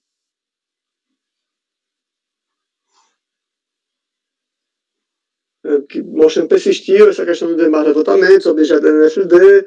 Por amostragem, foi analisado o levantamento AD6, que a apuração da base de cálculo no RL foi para o referido levantamento AD6, não guarda qualquer relação com os documentos anexados à NFLD. De igual forma, há, mais uma vez, desarmonia entre o RL e o DARE, pois esse aponta a competência 11 de 2005 como o único período de débito relativo ao levantamento AD6, ao passo que as bases apuradas no RL foram para as competências outubro de 2005 a abril de 2006. A falta de clareza do lançamento foi tamanha que a autoridade julgadora em primeira instância sentiu necessário baixar o processo de diligência para esclarecer vários pontos sobre o lançamento, tendo sido elaborados 10 procedimentos a serem seguidos pela autoridade fiscal a fim de elucidar o lançamento. Destaque-se abaixo, né? E aqui o ponto 9 da própria autoridade julgadora em primeira instância, né, quando ela baixou a diligência, ela afirmou o seguinte: ocorre que, para nenhum dos levantamentos, foi possível identificar correlações entre seus lançamentos e os documentos anexados, que fossem capazes de indicar as origens e os valores das bases de cálculos. Para mim, isso ficou bem evidente aí que há uma tremenda falha aí na exposição dos motivos, né? Deixa eu ver, então aqui eu sigo, né? Nem mesmo o levantamento AFI, que é da aferição sobre nota fiscal, a ART, os contratos, né, a aferição indireta, escapa da constatação da falta de clareza. Referido levantamento englobou a maior parte do crédito tributário lançado, e segundo o DSD, todos os estabelecimentos, obras, tiveram débitos lavrados com base no AFI, no levantamento AFI. Apesar de o relatório fiscal até indicar que o lançamento objeto desse caso foi proveniente do arbitramento das remunerações da base no método de aferição indireta das notas fiscais, uma questão crucial deixou de ser esclarecida pela autoridade lançadora. o percentual que seria aplicado ao valor da nota com finalidade de arbitrar a remuneração base das contribuições previdenciárias lançadas. É bem verdade que, assim como ocorreu nos demais levantamentos, ainda existe uma clareza no que se refere a quais notas fiscais foram objeto de aferição. Faltou, por exemplo, apontar onde estão essas notas ou fazer uma planilha a fim de permitir a análise dos fatos. Porém, o que mais impactou no prejuízo sofrido para a compreensão da matéria foi a ausência de uma linha sequer sobre qual seria o percentual do valor das notas fiscais que corresponderia à remuneração e o porquê da escolha desse percentual. Conforme exposto, o parágrafo 4 do relatório fiscal dispõe que, antecede a consideração, a fiscalização lançou mão da regra prevista no artigo 33, parágrafo 3º e 4º e artigo 6º da Lei 8212. A redação do referido dispositivo à época do lançamento era a seguinte, e aí eu cito o dispositivo. De logo, se verifica uma incongruência no presente lançamento, pois a autoridade fiscal fundamentou o lançamento de créditos tributários relativos a janeiro de 2001 a dezembro de 2006 com base em regras de arbitramento que passaram a existir em julho de 2005, com a IN 03 de 2005. Ou seja, fez retroagir os dispositivos da referida IN para atingir fatos pretéritos. Mesmo assim, né, a autoridade pode apenas ter citado a IN no relatório fiscal, pois essa era uma norma que estava em vigor no tempo do lançamento. No entanto, ao pesquisar os autos, esse relator não encontrou qualquer menção a outras normas acerca da aferição indireta que vigoravam ao tempo dos fatos. Nem sequer foi acostado aos autos o documento intitulado FLD, Fundamentos Legais do Débitos. Não existe esse documento nos autos. É bem verdade que o artigo 33 da 8212, citado pela autoridade fiscal, estava em pleno vigor à época dos fatos. No entanto, o efeito dispositivo, como visto, possui uma certa eficácia contida, pois apesar de autorizar a aferição indireta da base de cálculo das contribuições previdenciárias, o mesmo não dispõe sobre as regras e metodologia que devem ser observadas quando do referido arbitramento. E aqui eu cito o artigo 596 da IN. E aqui estou passando, né? A autoridade fiscal, na hora que ele cita, diz que a aferição indireta sobre as notas fiscais, contratos, ART, a autoridade fiscal afirma que aplicou os percentuais previstos no artigo 596 e seguintes da IN 03 de 2005, os quais traziam as seguintes regras sobre a aferição indireta. Aqui eu cito tudo, né? E você vê que no artigo 598 diz que na aferição indireta da remuneração paga pela execução de obra ou serviço de construção civil, observar-se-ão as regras estabelecidas nos termos do artigo 427, 428, 600, 601, enfim, tudo dessa mesma IN, né? Então, eu volto lá para essa regra 600, por exemplo, diz que para fim da aferição da remuneração da mão de obra, prestação de serviço por empresa correspondente a no mínimo de 40% dos serviços constantes de nota fiscal, fatura ou do recibo de prestação de serviço. Aí no parágrafo único, diz que no serviço de construção civil que envolva a utilização de equipamentos, a remuneração da mão de obra utilizada na execução de serviço não poderá ser inferior aos respectivos percentuais do artigo 62, 63 e 65.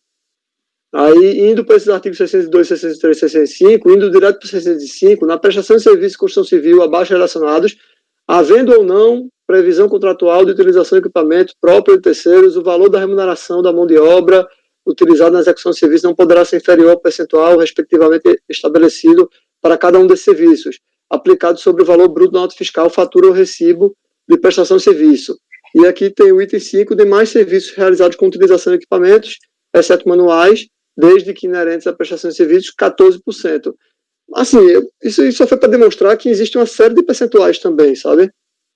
Não estou dizendo que o serviço dele foi de terraplanagem, aqui, nem nada, obra de artes, essas coisas, mas no 5 fala de demais serviços. Então, eu acho que deveria ter um certo desdobramento aí para entender o porquê se aplicou logo 40%, né? E não se discorreu pela não aplicação desses 14%. Enfim, conforme regras acima, existem diversos percentuais para habilitar o valor da mão de obra sobre notas fiscais de prestação de serviço. A primeira regra é de que esse percentual corresponde no mínimo 40%. No entanto, o parágrafo único desse próprio dispositivo dispõe que no serviço de construção civil, que envolva a utilização de equipamentos, a remuneração da mão de obra utilizada na execução de serviços não poderá ser inferior aos respectivos percentuais do artigo 605, que esse, né, aponta que para os demais serviços seria de 14%. Ademais, o artigo 601, parágrafo 1º, prevê um arbitramento do valor do serviço antes de arbitrar o valor da mão de obra, ao dispor que, no caso de existir previsão contratual de fornecimento de material cujos valores não estiverem estabelecidos no contrato, nem discriminados na nota fiscal, o valor do serviço corresponde a 50%, no mínimo 50% do percentual do valor bruto da nota. Enfim, foi mais uma incongruência que eu achei não ter entrado nessa questão. Aqui eu faço discorro um pouco mais adiante, né, sobre a motivação, a ausência clara de motivação, né, mais elucidativa, como bem apontou o contribuinte, a exigência de motivação do lançamento reside no direito fundamental ampla defesa, no contraditório, tal, enfim. O mesmo raciocínio se aplica à ferição com base no CUB, que a autoridade lançadora cita no relatório fiscal que essa tal aferição foi feita com base no artigo 472 e seguintes da mesma IN, o qual trata sobre a auditoria da Constituição Civil para análise de documentos contábeis. Cito aqui o artigo 472 e seguintes, né, dessa IN, e as regras acerca de aferição indireta com base no CUB estão previstas a partir do artigo 535 da IN, e nenhuma delas foi mencionada pela autoridade fiscal. Ou seja, assim como na aferição indireta das remunerações com base nas notas fiscais, a ausência de fundamentação legal do CUB, explicitando o caminho adotado pela fiscalização, provocou um cesseamento de defesa do contribuinte. No caso do CUB, o parágrafo 4º do relatório fiscal aponta apenas aquelas duas edificações, né, que eu já comentei, que eu cito aqui novamente. Sobre as referidas obras, a falta de clareza do lançamento resta mais uma vez evidente quando a DRJ entendeu por cancelar os únicos créditos tributários ocorrentes da apuração com base no CUB por eventual duplicidade. Conforme já exposto, né, no tópico de recurso de ofício, cito aqui os valores que foram excluídos pela DRJ, que eu até entendo que não teve duplicidade, mas, nos termos dessas razões já apresentadas, tal duplicidade, na opinião desse relator, não mereceu prosperar, simplesmente porque não houve qualquer crédito tributário oriundo desses levantamentos LRV e RCR. Isso, no entanto, não afasta as constatações da DRJ acerca de aplicação equivocada da metodologia CUB, conforme trechos abaixo extraído da decisão recorrida. E aqui eu grifei, né, alguns tá marcado em preto, né, negritei, na verdade, o texto da DRJ. Aí, após a citação, eu até falo o seguinte, né, o trecho acima é bastante elucidativo ao demonstrar o erro quanto ao uso do método CUB no presente caso. Independentemente de duplicidade, resta claro que a autoridade fiscal pretendeu regularizar, pelo método CUB, a área para a qual seria desnecessária tal arbitramento, vez que havia a informação sobre os salários de contribuição extraídos da própria folha de pagamento, em montante suficiente para abranger toda a obra, ou sua maioria, sendo completamente desnecessária a adoção da medida de arbitramento. Palavras também retiradas lá da autoridade julgadora de primeira instância. Então, logo, todo o crédito tributário objeto desse processo, seja oriundo de aferição indireta, seja oriundo de levantamentos, padece de nulidade material, na medida em que houve violação dos requisitos contidos no artigo 142 do CTN. Então, eu afirmo que a identificação de matéria tributária nada mais é do que a transcrição em linguagem inteligível pelo sujeito passivo dos fatos e atos motivadores do lançamento tributário, e não é sem razão, pois a identificação da matéria tributária tem principalmente duas finalidades. Primeiramente, indicar ao sujeito passivo da obrigação tributária que fatos lhe estão sendo imputados, fatos estes que dão aso ao lançamento e, portanto, justificar a imposição da exação tributária e, ademais, garantir o exercício do direito à ampla defesa. Né? Ao não detalhar de forma inteligível matéria tributável no relatório fiscal, nem demonstrar de maneira clara o cálculo do montante do tributo devido, houve, claro, cesseamento do direito de defesa da recorrente. Por outro lado, mesmo superando as questões envolvendo a não indicação dos dispositivos legais sobre a matéria de aferição indireta, a falta de motivação e esclarecimentos quanto à apuração dos valores lançados e a utilização equivocada do método CUB, ainda assim, o lançamento de valores oriundos do arbitramento não pode perdurar por uma questão de mérito envolvendo a possibilidade de aferição indireta das remunerações no presente caso. É que, salvo melhor juízo, o arbitramento da base de cálculo por aferição indireta embasado nas notas fiscais e no CUB foi medida extrema no caso, conforme razões de méritos apresentadas no tópico adiante. Aí eu, caso ultrapassada essa questionalidade, eu coloco, então já vou deixar no voto aqui, né, porque já está pronto, mas é basicamente o seguinte, o que ele utilizou como razões para arbitrar os valores de salários não tem nada a ver com o salário, foi, você não registrou sua movimentação financeira, você não registrou aqui suas notas fiscais. E aí eu faço um apanhado de que a Constituição prevê, né, as contribuições com base em lucro, né, que é a CSLL, prevê também a receita, enfim. E na hora de falar do arbitramento, da aferição indireta, ela cita justamente alguns pontos, né, que se não tiver na contabilidade né, a receita, a boa apuração do lucro, enfim, a folha de salário, a questão de salário, vai ser aferido diretamente. Só que aí eu acho que você tem que também ver para cada tributo, né? No caso, o tributo aqui, que é salário, para mim, ele teria que ter uma certa falha nos salários ali, na exposição da remuneração, e não usar um equívoco lá das receitas para arbitrar a folha salarial. Né? É como se o parágrafo 6º aqui do artigo 33 fosse uma questão mais genérica. Enfim, isso é mais uma questão de mérito que eu aleguei. Eu acho assim que já estaria nulo de todo jeito por tudo que eu já trouxe, mas eu trouxe aqui umas razões assim para até dar mais fundamentação ao voto, né, de mérito, que aqui entraria mais a questão da aferição indireta, né? Se preferirem, eu leio aqui, como eu disse, está um pouco grande, mas é isso. Eu aqui concluo eu daria provimento ao recurso voluntário e julgar prejudicado o recurso de ofício, né, porque eu entendo que está nulo Senhor, considerações? Presidente, era o que o Rodrigo comentou agora no final que eu ia sugerir, né? Se a gente julgar o recurso voluntário aí por conta do cerceamento do direito de defesa, em tese estaria até prejudicado, né, o de ofício. Apesar dele ter colocado o primeiro, né, normalmente sempre trata de ofício, mas acho que conforme a situação, né? A questão é o trabalho que o conselheiro teve. O conselheiro teve o trabalho de analisar o recurso de ofício, aí vai julgar prejudicado, para se eventualmente tiver um recurso, vai voltar para julgar de novo o recurso de ofício. Entendeu? Então, me parece que a matéria, a única questão que estaria em discussão no recurso de ofício são aqueles 2 valores que eles fizeram alteração, que ele entendeu que não sabia nem onde estava e tal. Eu faria uma correção naquele apontamento do relatório que se aponta os recolhimentos, Rodrigo, porque os recolhimentos, aquelas deduções que se aponta ali, eu não sei se eles são recolhimentos, porque, como regra, os recolhimentos aparecem no lançamento no relatório de documentos apresentados, e para esse período, esse relatório está lá nas folhas 453 do coisa. Então, consta exatamente lá o recolhimento no 2100, valores por competência e tal. Então, talvez fosse mais adequado só citar esse RADA, né, que é o relatório de documentos apresentados, que é onde aparece, é mais facilmente identificável aí a ocorrência dos recolhimentos. Então, assim, eu sugeriria o provimento do recurso, a negativa de provimento do recurso de ofício e o provimento do recurso voluntário. Mas para quê? Porque ele já trabalhou tudo. Vou julgar prejudicado uma coisa que se ele não tivesse trabalhado, tudo bem, mas ele trabalhou.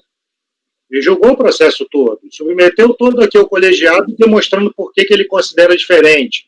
Né? Uma parte do recurso voluntário vai cair pela decadência, outra parte vai cair porque o fiscal não demonstrou adequadamente a materialidade, né? E aí, até voltando àquela questão, né? mas aí a nulidade, vamos abrir para dizer se é material, se é formal, para discutir essa questão, ficar levando a vida toda uma questão que não faz a menor diferença, porque sendo material não cabe lançamento. Então, assim, me parece que, até por conta do que conversamos já sobre esse tema em momentos anteriores,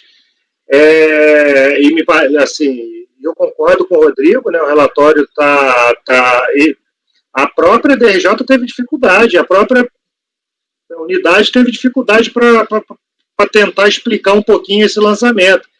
Então, é curto e grosso. Pode até deixar a questão de mérito ali e tal, mas reconheceu, negar provimento ao recurso de ofício, dá provimento ao recurso voluntário, pronto. Entendeu? Entendi. Essa é a questão mais acertada, porque você andou em tudo no processo. Um processo desse com quantas páginas aqui o teu voto? 47. 47, aí você daqui a pouco volta para dizer a mesma coisa que está lá? Tu vai julgar prejudicado o quê? Você então não vai analisar, vai arrancar aquilo fora? Entendeu? Então, assim, parece... Então, mesmo com essa questão de tipo de entender que aqueles dois valorizinhos ali não deveria ter sido excluído, mas eu... Esse aqui, a única dúvida estaria aqui, mas com relação a isso, eu ainda assim entendo que não justifica restabelecer esse valor por conta do que você está trazendo depois. Entendeu? Ok.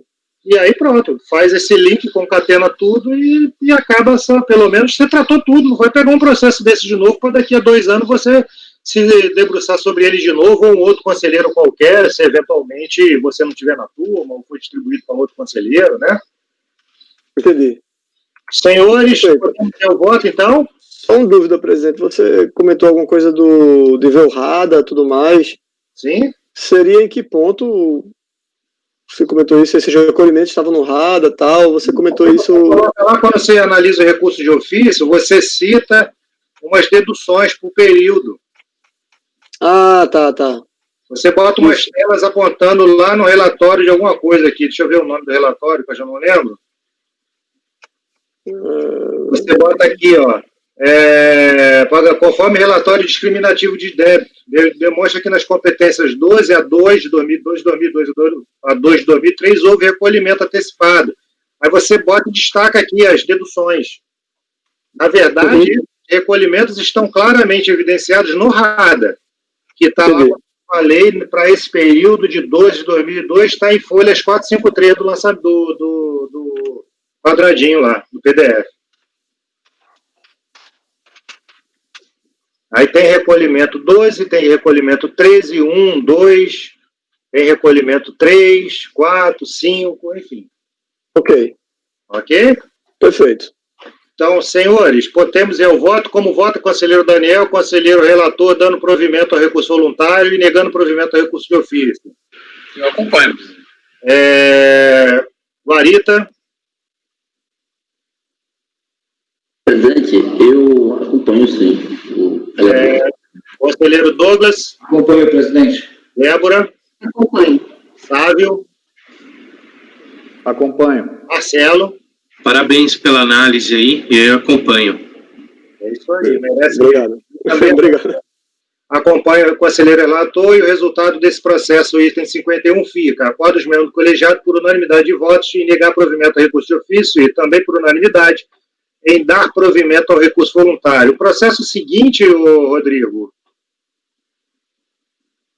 Presidente, são multas, mas eu entendi que essa nulidade não interferiu nas multas, não. Vamos a ele de forma bastante sintética, porque a gente já está às 40 e temos o acompanhamento do CARF, que, se não me engano, é até às 18 horas. Certo. Pronto. Para ser bem resumido, os dos itens... eu vou ler o 54, porque eu acho que os destaques dele estão mais bem feitos, mas ele se aplica ao 53, ao 55, ao 56 e ao 57. Ok. Então, deixa eu abrir aqui o 54. Aí ficaria faltando só o 52 depois. Só o 52 que ele é... Não. Só o 55. Não. Ih, rapaz. Só o 52, isso. Fiz a anotação errada aqui. Vamos lá, vamos ao 54. Vamos ao 54. É um CFR 30, deixar a empresa preparar a folha de pagamento. E aqui o relatório, durante a fiscalização, constatou-se que a empresa recorrente deixou de incluir a folha de remunerações pagas ou creditadas a todos os segurados, enfim. A fiscalização identificou a ocorrência de circunstância agravante, entendeu, pela ocorrência de várias ações fraudulentas em razão de erros identificados na contabilidade do recorrente. E aqui são os mesmos erros que tinham apresentado na desconsideração da contabilidade, né? Os últimos eram a ausência de contabilização de folha dos pagamentos de remunerações feitas ao seu Silvio Teixeira, que é um contribuinte individual. Enfim, o valor base foi 1.195, foi majorado em 3 vezes. Na impugnação, não houve nenhuma reintimação ou solicitação de esclarecimento, qualquer documento que caracterizaria falta de atendimento, não é coerente a afirmação fiscal de que não foram apresentados os documentos e informações solicitados. Como já devidamente esclarecido e relatado o processo de obrigação principal, querem mais uma vez deixar claro, aí diz todas as questões da parte do contábil dela, ocorreu socialmente direito de defesa, enfim, aqui aí algumas ações começam a ficar parecidas com as razões lá do outro processo, mas diz aqui ao final que a legislação estabelece as hipóteses em que cabe o agravamento no artigo 290, tais como tentado subornar o auditor fiscal, agido com dolo, fraude ou má-fé, ter desacatado o auditor fiscal no ato da ação, ter obstado a ação da fiscalização e reincidência do autuado. No caso em tela, qual foi a motivação? Ele questiona, né? Em que momento o fato ocorreu? Onde está materializada pela fiscalização a ocorrência? Nos 17 volumes não existe qualquer documento que possa vislumbrar uma tentativa de suborno, dolo, má-fé, desacato, obstrução à ação, enfim. Decisão, comitê de diligência. Aí ele, comitê de diligência no bolo da principal, desceu tudinho, foi a mesma coisa, né? Apresentou manifestação, depois voltou à diligência, pedindo a súmula vinculante número 8. A DRJ julgou parcialmente procedente o lançamento. No mérito, a DRJ entendeu por reconhecer o efeito do abolition criminis introduzida pelo artigo 33, parágrafo 2º, artigo 32, parágrafo 11, âmbito 8212, com a redação dada pela MP 449, por força do artigo 106 do CTN, que tornou atípica a não apresentação de documentos e livros contábeis e fiscais relativos a fatos geradores atingidos pela decadência, cujo prazo, por sua vez, deve ser contado de acordo com as regras do CTN e não com o artigo 35 do 812, conforme dispõe a súmula vinculante número 8. Sendo assim, em razão da conduta dolosa, fraudulenta da contribuinte, aplicou-se o artigo 173, inciso 1, na contagem do prazo decadencial. Consequentemente, tendo em vista que a ciência do auto de infração se deu em 6 de março de 2008, entendeu a autoridade julgadora que estaria decadente todas as competências de 2001 a 2002, exceto competência 12 de 2002. Ademais, informa que a infração permanece em relação às competências 12 de 2002, em 2003, janeiro de 2003 a dezembro de 2006. E considerando que, de acordo com o artigo 283, inciso 2 da linha J do CTN, a sanção não varia em função do período, em função do valor da multa. Enfim, ele fala muita coisa aqui para dizer que é aplicar a decadência, mas não aplica, porque diz que houve procedência parcial, porém sem alteração do crédito tributário, né? Porque é uma multa única, recurso voluntário, reitera os argumentos, requer que seja pensado o presente processo de obrigação principal, requer anulação da multa, caso não seja anulada, requer a desconsideração da gradação da multa, por estarem ausentes os motivos previstos no artigo 290.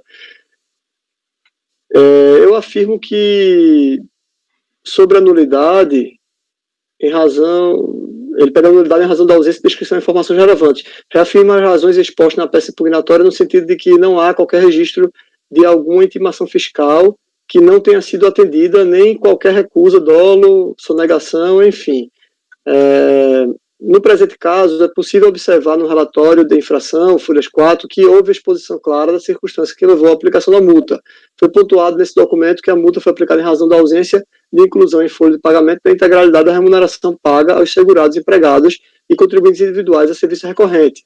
E na planilha 6 a 8 apresenta de maneira exemplificativa e por competência algumas das remunerações que não foram incluídas em folha de pagamento, apontando inclusive a obra e aos quais os segurados eram vinculados. E aqui só tem algumas remunerações.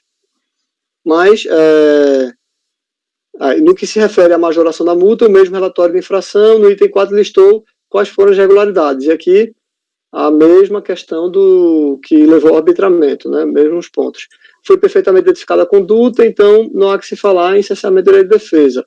Sobre a multa, eu entendo que deve ser mantida, porque para comprovar a materialidade da conduta praticada pelo recorrente, a fiscalização elaborou uma planilha de 6 a 8, indicando de forma exemplificativa as remunerações, né?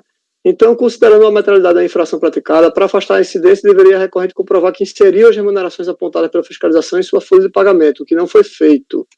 Não é como aqui aquela questão, né? A multa é só ele botou bem pouquinho, assim, alguns pagamentos que não foram incluídos, então, como aqui basta uma infração para aplicar a multa, então eu entendo que sim, que deve ser mantida, mas os erros de contabilidade estão relacionados ao agravamento da multa na medida em que a fiscalização utiliza como fundamento para majorá-la e não com a aplicação per si da infração. Logo, merece prosperar o lançamento. A recorrente não comprovou nenhuma circunstância que eximisse de incluir tais remunerações na folha de pagamento, tampouco comprovou que elas foram efetivamente incluídas. Já no que se refere ao agravamento, entendo que assiste razão ao recorrente. Trata-se de agravamento por fundamento do artigo 292 do RPS. A multa, o dispositivo afirma o seguinte, que a multa será majorada quando ocorrerem algumas situações caracterizadoras como circunstância agravante. Como se percebe, trata-se de regra excepcional que depende de comprovação pela autoridade lançadora da conduta dolosa do contribuinte no cometimento da infração. E aí eu faço aquele apanhado do que é dolo, a fraude, a má-fé. A legislação previdenciária possui uma certa peculiaridade em relação à qualificação da multa, da qualificação tributária ordinária das multas previstas no 9430, enquanto a legislação geral estabelece quais as condutas precisam ter o dolo comprovado, sonegação, fraude ou conluio, a legislação previdenciária estabelece apenas a intenção de dolo no cometimento da infração. Isto é fruto do próprio arcabouço previdenciário, que estabelece uma norma genérica de circunstância agravante que deve ser interpretada em conjunto com a infração cometida. Então, esse artigo 292 só faz sentido caso interpretado com o conjunto da norma da multa, né, que é o artigo 2251. Em outras palavras, o que deve ser comprovado pela fiscalização é o dolo, má-fé, fraude do contribuinte e não informar em folha de pagamento todas as remunerações creditadas aos seus segurados que lhe prestem serviços. E aí eu mostro que não teve essa comprovação e, portanto, eu afasto esse agravamento. Ok. Senhores, considerações? Conselheiro, relator votando por dar parcial provimento de recurso voluntário para afastar a circunstância agravante apontada pela fiscalização, devendo a multa ser aplicada no seu valor base de R$ 1.195,13. Daniel, como vota? Acompanho, presidente. Guarita? Eu também acompanho. Douglas? Acompanho, presidente. Débora? Sávio? Acompanho. Marcelo? Acompanho. Eu também acompanho o relator, então fica desse jeito. Acorde mesmo do colegiado por unanimidade de votos em dar provimento parcial ao recurso voluntário para afastar a circunstância agravante apontada pela fiscalização, devendo a multa ser aplicada em seu valor base de R$ 1.195,13. Esse foi o processo 54. Conselheiro, por favor. O 53, eu disse, o voto está construindo o mesmo raciocínio. O 53 é o CFL 35, deixar a empresa de prestar ao INSS informações cadastrais, financeiras e contábeis de interesse do mesmo. E o raciocínio é o mesmo. Eu mantenho porque não está aqui dizendo que a empresa deixou de prestar ao INSS informações financeiras e contábeis, tais como os extratos bancários, arquivos de e-mail digital, com layout previsto no manado e tal, enfim. Foi mais, enfim, dos extratos bancários. E a multa foi aplicada por causa disso, sendo que eu entendo por não majorar justamente por causa disso. Não teve a comprovação do dolo alinhada à materialidade da multa, né? E a multa mínima é esse mesmo valor, Rodrigo? Não, né? Não, a multa mínima é um pouco maior. Essa daí é 11.951,21. Eu acho que não seria mais adequado deixar no registro aqui só excluir a circunstância agravante. Você, se quiser detalhar no seu voto. É melhor. É melhor porque fica tudo igual, mais ou menos, né? Eu detalho no voto. Ok, então... Mas eu posso deixar na conclusão? Posso, né? Pode. A conclusão do voto, só não bota lá no registro, lá, né? Ok. Porque o que mais pode acontecer é ver se erra num centavo aí vai voltar para um embargo. Não precisa retirar a ata, né? Ok. Ok, então no anterior eu botei aqui também da mesma forma, né? Afastar a circunstância agravante apontada pela fiscalização. Só não vou deixar esse detalhe de valores. Senhores, como vota, conselheiro Daniel? Acompanho, presidente. Guarita? Eu acompanho o presidente também. Douglas, Acompanho, presidente. Débora, Acompanho. Flávio, Acompanho. Marcelo. Acompanho. Ok, senhores, eu também acordo aos membros colegiados por unanimidade de voto em dar provimento parcial ao curso voluntário para afastar a circunstância agravante apontada pela fiscalização. O próximo processo, Rodrigo. Rodrigo, por favor. Isso, é o item 55, né, o CFL 38, que é deixar de apresentar os livros, né? E aqui, a materialidade foi essa. O fiscal apresentou planilha indicando todas as notas que não foram contabilizadas, o que testaria a irregularidade dos livros contábeis.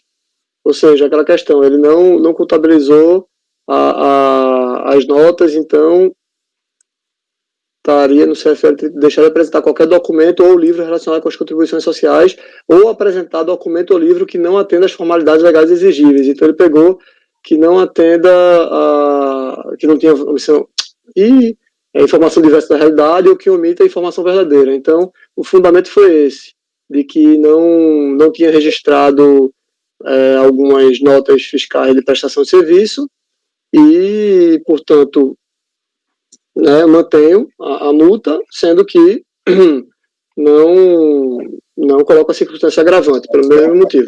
Circunstância agravante, né? Exatamente. Daniel. Eu acompanho. Guarita. Sem som, Guarita. Não, também acompanho. Douglas. Acompanho, presidente. Débora. Acompanho. Flávio. Acompanho. Marcelo. Acompanho. Eu também acompanho o conselheiro relator, então fica acordo de membro do colegiado por unanimidade de votos em dar provimento parcial ao recurso voluntário para afastar a circunstância agravante apontada pela fiscalização. Próximo processo, Rodrigo. Pronto, item 56, foi CFL 59, deixar de arrecadar, mediante descontos, remunerações, né? As contribuições seguradas empregados, contribuintes individuais. E aqui ela também, da mesma forma, mostrou a materialidade.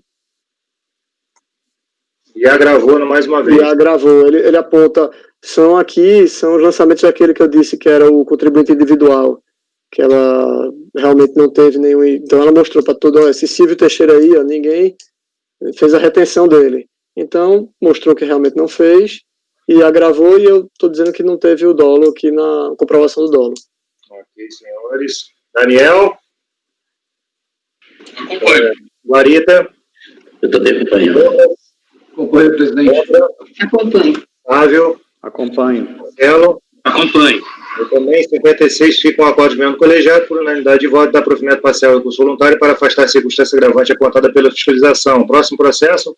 E o item 57 é o CFL 37, deixar a empresa cedente de mão de obra de destacar 11% do valor bruto da nota fiscal. Aqui, salvo engano, também não mostrou, materialidade, mesma coisa. Eu segui o mesmo parâmetro. A fiscalização listou de forma exemplificativa algumas notas que não tiveram destaque de 11%, bem como as anexou nesses autos.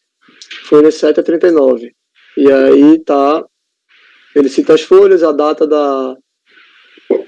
E, enfim, a materialidade foi essa. As folhas que ele acostou não tinham destaque. E eu estou fazendo a mesma coisa, não estou afastando a circunstância agravante. Perfeito, senhores. Daniel, com o relator. Sim. Guarita. Também. Douglas. Com o relator. Débora. Também. Sávio. Também. Marcelo. Acompanho. Eu também. Então, nesse caso, acordo de membro por unanimidade e dá provimento para afastar a circunstância agravante apontada pela fiscalização. Nesse caso, ficou faltando só o 52, não é isso, Rodrigo? Isso. O 52 é o CFL 68. Vamos aí. Por isso que era um pouco diferente, porque ele é reflexo, né? É reflexo dos anteriores, né? Do anterior. Do 51. Exato. Então, E nele, de ofício também não, né? Não, esse aí não teve. Eu não tô... É só dar provimento, né? eu não tô me recordando porque não teve recurso de ofício. O valor foi todo calculado errado, foi um... Só para você ver, o principal, você viu que tinha ali o valor de quase 8 milhões, né? E a multa que CFL 68 foi de 8.242, então já mostra que teve um cálculo aí muito, muito, muito equivocado mesmo, Mas eu meio que cadê? Deixa eu ver se eu concluí exatamente por isso, né? Depois que eu fiz faz tanto tempo que eu fiz esse voto. Cancelamento do crédito tributário da obrigação principal. Eu cito que foi cancelado, né? Os motivos aqui.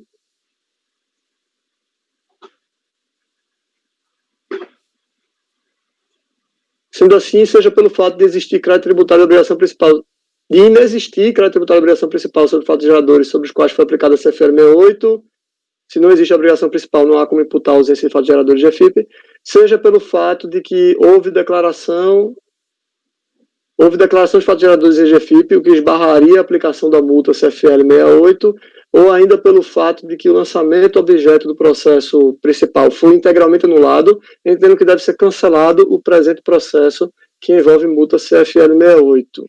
É porque aqui